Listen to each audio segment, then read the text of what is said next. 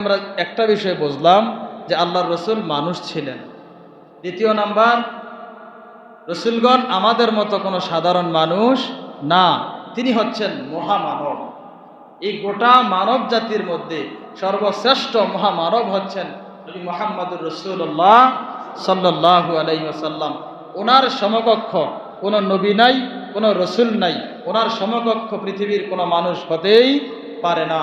যেই ভাইয়েরা বলে নবী আমাদের মতোই মানুষ, এই ভাইদের নিকট উদারত আহ্বান থাকবে, জাতিতে মানুষ কিন্তু আমাদের মতো মানুষ কখনো বলা যাবে না। যেই আয়াতে কারিমা দ্বারা বলি যে হে রসুল আপনি বলেন আমি তো তোমাদেরই মতো একজন মানুষ, এর পরের আয়াতের শেষের অংশে আল্লাহ পাক জানাই দিয়েছেন যে আপনি জানাই দেন যে পার্থক্য এতটুকু, আমার কাছে ওহী আসে, তোমাদের কাছে কোনো ওহী আসে না। তাইলে এই কথাটাই বলেন, প্রথমে বলল আমি তোমাদের মতো মানুষ, শেষে বলল আমার কাছে ওহী আসে, তোমাদের কাছে ওহী আসে না। তাইলে কি আমি এবং রসুল এক? আমরা এবং রসুল এক? এক না, এখানেই পার্থক্য করে দিয়েছেন। আমার রসুলের কাছে ওহী আসে, আমাদের কাছে ওহী আসে না। তাইলে প্রথমে যে আল্লাহ রসুল বললেন আমি তোমাদেরই মতো মানুষ, এর মধ্যে একটা হেকমত আছে নাকি নাই? এই বিষয়টা একটু জানেন যে আরবের মানুষেরা আল্লাহর রসুলের কাছাকাছি সহজে যেতে চায় না, ভয় পায়। কি পায়? ভয় পায়। যখন শুনছে রসুল পাক সাল্লাল্লাহু আলাইহি সাল্লাম আল্লাহর নবী এবং রসুল, তখন কিছু কিছু মানুষ ভয়ে আল্লাহ রসুলের কাছে যেতে চায় না। ভয়ে। কি কারণে? ভয়ে।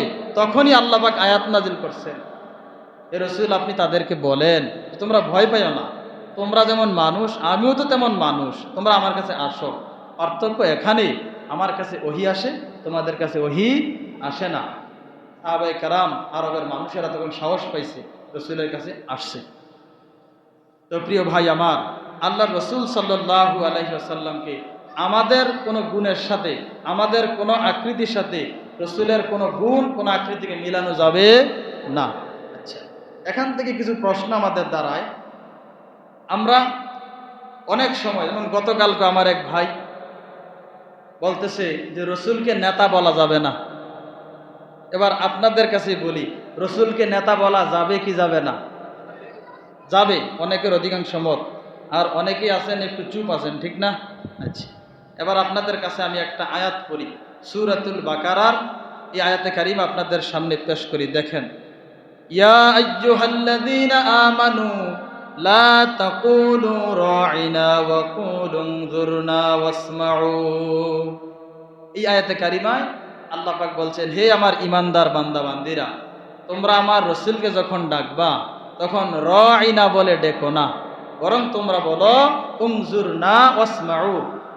এখন প্রশ্ন হলো, রাঈনা শব্দের অর্থ আমাদের দিকে তাকান, উনজুরনা শব্দের অর্থ আমাদের দিকে তাকান। পার্থক্য এই জায়গায়, আরবের লোকেরা তাদের ছাগলের রাখাল, ওটের রাখাল, দুম্বার রাখালকে রাঈনা বলতো। তাহলে একটা অর্থ দাঁড়ায়, রাঈনা অর্থ হচ্ছে আমাদের রাখাল। যদিও রাঈনা অর্থ আমাদের দিকে তাকান, কিন্তু রাঈনা শব্দের অর্থ হচ্ছে আমাদের রাখাল। এখন পাশাপাশি কিছু কাফের মুশরিক যারা আছে, মুনাফিক মার্কা, তারা দূর থেকে হাসতেছে। তারা বলে, আরে আমরাই না মুহাম্মদ ইবনে আব্দুল্লাহকে অপমান করি, এখন তো দেখি তার অনুসারী, তার উম্মতেরাই তাকে অপমান করে, বলে আমাদের রাখাল। এই কথা আল্লাহ পাক সব দেখতেছেন। সাথে সাথে জিবরাইল আলাইহিস সালামকে পাঠিয়ে দিলেন, জিবরাইল যাও, আয়াত নিয়ে যাও, আমার এই বান্দাদেরকে বলো রসুলের শান এবং মান বিন্দু পরিমাণ যেন ক্ষুণ্ণ না হয়। তারা রাঈনা বলছে, তাদের কলবে ঠিক আছে, তারা বলছে আমাদের দিকে তাকান, কিন্তু কাফের মুশরিকটা ভাবতেছে কি যে রাঈনা মানে আমাদের রাখাল। তাদেরকে বলেন সংশোধন করো তোমাদের কথা, তোমরা রসুলকে রাঈনা বলো না, তোমরা বলো উনজুরনা ওয়াসমাউ। ইয়া রাসূলুল্লাহ, ইয়া হাবিবাল্লাহ, আপনি আমাদের দিকে তাকান, আমাদের কথা শোনেন। তাহলে এখান থেকে একটা গুরুত্বপূর্ণ মেসেজ নেন, আল্লাহর রসুলের শান এবং মান মর্যাদা আল্লাহ পাকের কাছে কতটা বেশি। সাথে সাথে আল্লাহ পাক আয়াত নাজিল করে দিলেন, রাঈনা বলা যাবে না। কারণ আরবের কাফের মুশরিকেরা রাঈনা বলে আমাদের রাখালকে বুঝায়। এই জন্য তোমরা রাঈনা বলো না, তোমরা বলো উনজুরনা ওয়াসমাউ, আমাদের দিকে তাকান, আমাদের কথা শোনেন। এখান থেকে অনেক মানুষ চিহ্নিত করছে, বলছে যে রসুলকে মানুষ বলিও না, কারণ মানুষ বললে আমরা মানুষ, আমাদের অনেক অপমান হয়, আমাদের অনেক দোষ আছে, গুণ আছে, আমাদের অনেক পাপ আছে। আল্লাহর রসুলের কোনো পাপ নাই। তোমরা রসুলকে বলো আল্লাহর নবী, তোমরা রসুলকে বলো আল্লাহর রসুল, তোমরা বলো রহমতুল্লিল আলামিন, তোমরা বলো শাফিউল মুজনাবিন। এইভাবে আল্লাহ রসুলের শান এবং মান যেন ক্ষুণ্ণ না হয় সেভাবে কথা বলো। দ্বিতীয় নাম্বার, নেতা বলা যাবে কিনা? আমরা তো দুরূদ শরীফে পড়ি আল্লাহুম্মা সাল্লি আলা সাইয়্যিদিনা মুহাম্মদ, করি না? এই সাইয়্যিদিনা শব্দের অর্থ কি? আমাদের নেতা। সাইয়্যিদিনা অর্থ কি? আমাদের নেতা। ইমামুল আম্বিয়া, নবীদের নেতা। ইমামুল মুরসালিন, নবীদের নেতা।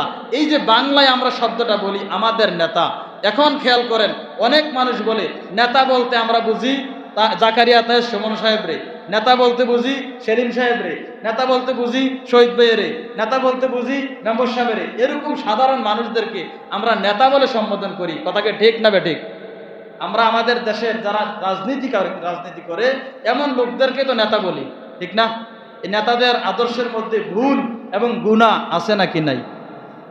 এই জন্য অনেক মানুষ বলেন যে যদি এমন চিন্তা ভাবনা আপনার মাথার মধ্যে আসে যে নেতা বললে সমসাময়িক ব্যক্তিদের চরিত্রের সাথে রসুলের চরিত্রের মিল খুঁজবেন আপনারা, তাইলে আপনারা বাংলায় আল্লাহ রসুলকে নেতা বলার দরকার নাই। তবে এই নেতা শব্দের অনেক দাম। এই নেতা শব্দ তো আমাদের মানুষেরা চুরি করে নিছে, তারাই নেতা শব্দ চুরি করে নিছে। নেতা কখনো মিথ্যা কথা বলতে পারে না, নেতা কখনো জুলুম করতে পারে না, নেতা কখনো পরের হক মাইরা খেতে পারে না। নেতা তো সেই হবে যে আল্লাহ রসুলের জীবন আদর্শ হুবহুব মানবে, তাহলে সে নেতা হবে। এখন আপনারা নেতা লকব চুরি করে আনলেন, কিন্তু আল্লাহ রসুলের সিরাত জীবন আদর্শটাকে চুরি করে আনতে পারলেন না। এই জন্য আপনারা ভাবেন রসুলকে নেতা বলা যাবে না। আচ্ছা, নেতা লকব যে আমরা আনলাম, অপরাধ কি এবার দেখাই। আপনাদের এই বরুড়া উপজেলার এমপি সাহেব এখন কে? জাকারিয়া তাহের সুমন সাহেব, ঠিক না? আমাদের এমপি সাহেব আতিকুল আলম শাহন সাহেব, তারা এমপি। এখন আমি যদি বলি আমি এমপি বরুড়া, এটাকে আপনারা মানবেন? কথা কয় না, মানবেন নি? যদি বলি সান্দিনার এমপি হেবেডায়, মানবেন? যদি নিজেরা দাবি করি তাহলে ওই এমপির প্রতি আমরা কি করলাম? জুলুম করলাম, ঠিক না? আর আমার এই দাবির প্রতি আমি মিথ্যাবাদী। কথা কি ঠিক না বেঠিক? তাইলে খেয়াল করেন একটা বিষয়, নেতা লকবটা নবীদের, নেতা লকবটা রসুলদের। এই নেতা লকব আপনি চুরি করে আনলেন, তাইলে আপনাকে আমরা নেতা বলবো কেন? কথা কি রাগ করলেন? কথা বলছেন সবাই? এখন বলবেন রসুল নবীগণ নেতা, রসুলগণ নেতা, এটার দলিল লাগবে না? পবিত্র কোরআনুল কারীম আল্লাহ বলেন ওয়াজআলনাহুম আইম্মাতান ইয়াহদুনা বিআমরিনা ওয়া আওহাইনা ইলাইহিম ফি'লাল খায়রাত। এই আয়াতে কারীমে আল্লাহ পাক বলছেন আমি নবী এবং রাসূলদেরকে নেতা করেই পৃথিবীতে প্রেরণ করেছি। তাহলে নবীগণ এই পৃথিবীর মানুষের নেতা, আর আমাদের নবী নবীদেরও নেতা, সাইয়্যিদুল আম্বিয়া, সাইয়্যিদুল মুরসালিন। তিনি নবীরও নেতা, রসুলেরও নেতা। গোটা সৃষ্টি জগতের জন্য আল্লাহর রসুল হচ্ছেন নেতা। তাইলে আমি আপনাদের কাছে মেসেজ দিব এই, যেহেতু আমাদের দেশে এখন নেতা লকবটা প্রতিষ্ঠিত হয়ে গেছে, প্রচলিত হয়ে গেছে, আমরা এখন সহজেই ভাবি নেতা বলতে রাজনৈতিক লোক, তাহলে আমাদের জন্য এই সমীচীন হবে, আমাদের জন্য উচিত হবে আমরা আল্লাহর রসুলকে নেতা বলে সম্বোধন করব না, আমরা বলবো সাইয়্যিদুল আম্বিয়া। যদিও বাংলায় নেতাই হয়, তবে আমরা আমাদের লকব দিয়ে এই কথা বলবো সাইয়্যিদুল আম্বিয়া, সাইয়্যিদুল মুরসালিন, আল্লাহর নবী, আল্লাহর রসুল, এইভাবে সম্বোধন করব। পারবো তো ইনশাআল্লাহ? দ্বিতীয় নাম্বার আরেকটা প্রশ্ন থেকে যায়, রসুলকে অনেক আলেম ওলামাগণ বলে বিশ্ব নবী, বলে কি বলে না? বিশ্বনবী মুহাম্মদ রাসূলুল্লাহ সাল্লাল্লাহু আলাইহি ওয়াসাল্লাম বলে না? আমাদের অনেক বড় বড় শায়েখ আলেমরা বলে, তবে বলাটা অপরাধ না, তবে বুঝতে হবে বিশ্বনবী বললে যদি রসুলের শান এবং মান ক্ষুণ্ণ হয়, এই শব্দ বলার দরকার নেই।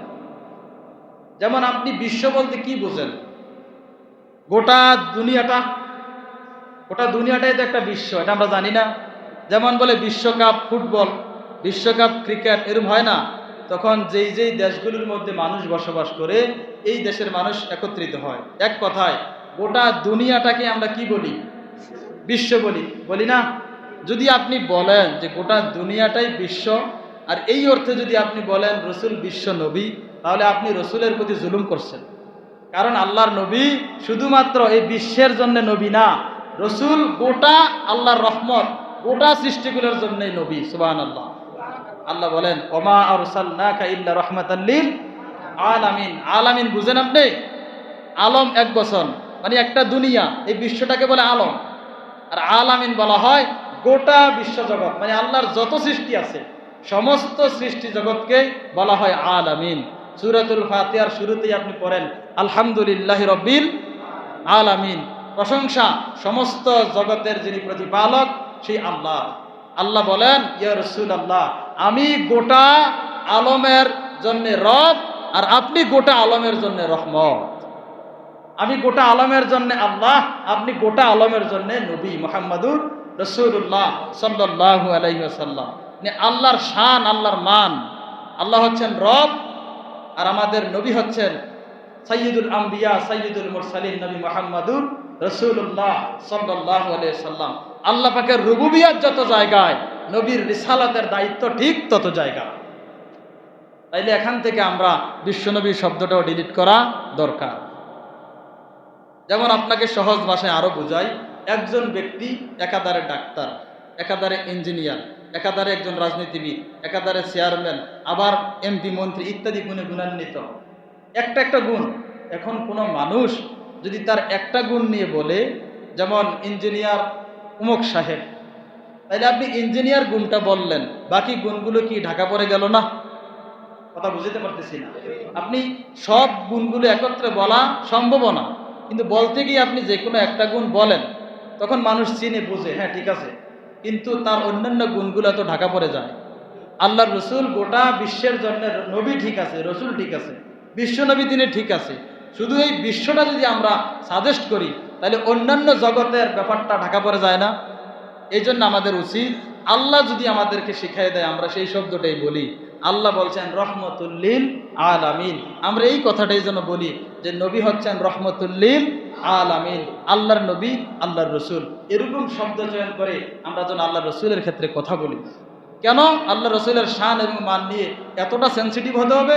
তার কারণ হলো, আপনি যদি আল্লাহকে গালি দেন, আল্লাহর সাথে নাফরমানি করেন আর তওবা করেন, আল্লাহ মাফ করে দিবে।